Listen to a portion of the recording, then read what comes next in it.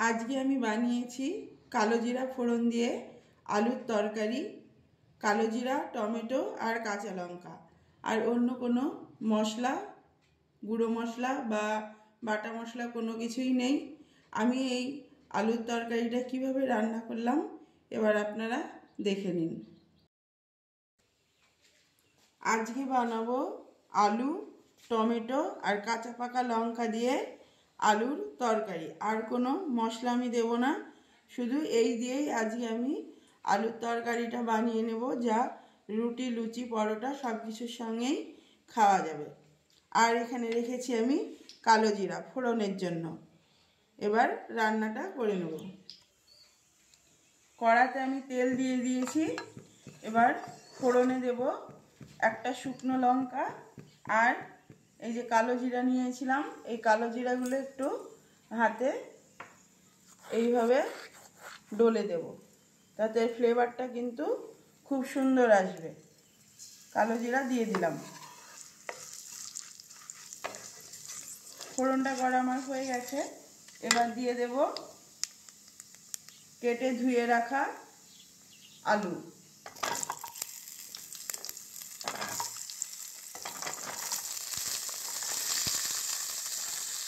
আলুগুলো দিয়ে দিলাম। এবার একটু নেড়ে নেব সব কিছুর সঙ্গে।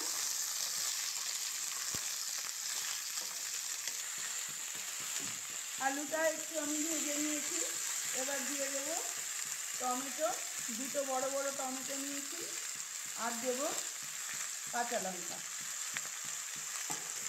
এবারে খুব ভালো করে নেড়ে নেব। নেড়ে এবার এর ভেতরে দিয়ে দেবো আমি লবণ, স্বাদ অনুযায়ী 1 চামচ লবণ দিয়ে দিলাম আমি। আর দিয়ে দেবো পরিমাণ মতো হলুদ গুঁড়ো। আর কোনো মশলা কিন্তু এতে করবে না। এবার খুব ভালো করে কষিয়ে নেব। লবণ, হলুদ সব কিছু দিয়ে দেওয়ার পরে এবার আমি তরকারিটা একটু ঢেকে দেব, যাতে টমেটোগুলো সব গলে যায়। ঢাকা দিয়ে দিলাম। কিছুক্ষণ পর 2-1 মিনিট ঢাকনা খুলে নেব। 2-1 মিনিট পরে আবার ঢাকনা খুলে নেড়ে নেব। এবার আমি ঢাকনাটা খুলে আবারও নেড়ে নেব। দেখুন টমেটোগুলো কিন্তু প্রায় গলেই গেছে, আর আলুটাও বেশ কষা কষা হয়ে গেছে। আমরা তো সব সময় তেল মশলা দিয়ে আলুর তরকারি বা অন্যান্য তরকারি খেয়ে থাকি। সব সময় তো মশলার তরকারি ভালো লাগে না, তাই এইরকম করে যদি কালো জিরে ফোড়ন দিয়ে এইভাবে রান্না করে খাওয়া যায় তাহলে কিন্তু স্বাস্থ্যের পক্ষেও ভালো, আর চটজলদিও হয়ে যায়। বাড়িতে হয়তো লোকজন আসলে খুব তাড়াতাড়ি এই তরকারিটা বানিয়ে রুটি, লুচি, পরোটার সঙ্গে পরিবেশন করাই যায়।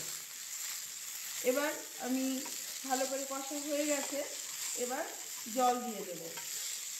সব সময় রান্নাতে একটু গরম জল ব্যবহার করবেন, তাহলে কিন্তু তরকারির স্বাদটা অনেকটাই বেড়ে যাবে।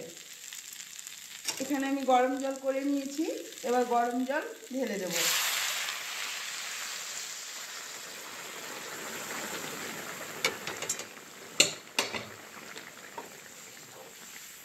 খুব ভালো করে নেড়ে নিলাম।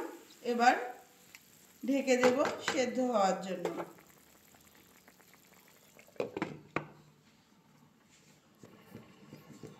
এবার আমি ঢাকনাটা খুলে নেব।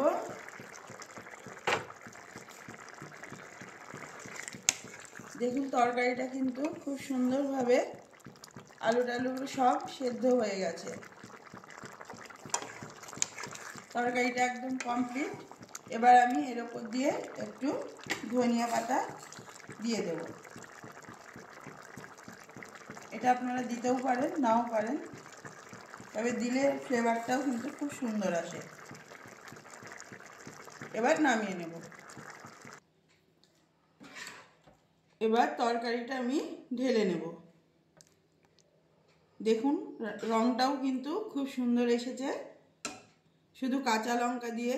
এতে কোনো গুঁড়ো মশলা বা বাটা মশলা দেওয়া নেই, শুধু কালো জিরা আর টমেটো দিয়ে রান্নাটা হয়েছে।